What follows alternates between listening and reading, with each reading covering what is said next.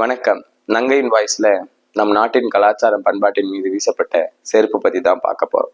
ஆமாங்க, உச்ச நீதிமன்றத்துல வழக்கு நடந்துட்டு இருக்கும்போது ஒரு வழக்கறிஞர் நீதிபதியின் மீது வீசப்பட்ட செருப்பு தாங்க அது. சரி, செருப்பு வீசின ராகேஷ் கிஷோர் எதுக்காண்டி வீசினாரு? நீதிபதி கவாய் யாரு?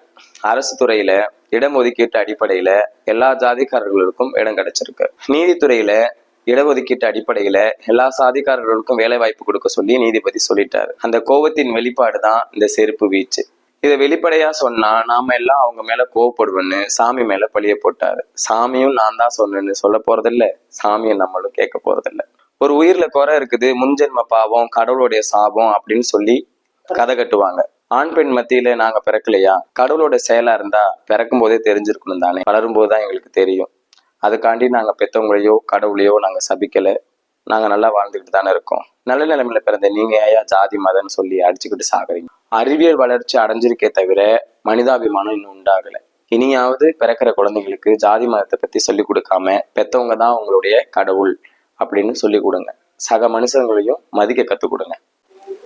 இந்த பதிவு உங்களுக்கு பிடிச்சிருந்தா லைக் பண்ணுங்க, கமெண்ட் பண்ணுங்க, ஷேர் பண்ணுங்க, சப்ஸ்கிரைப் பண்ணுங்க, மறக்காம பெல் பட்டனை கிளிக் பண்ணுங்க.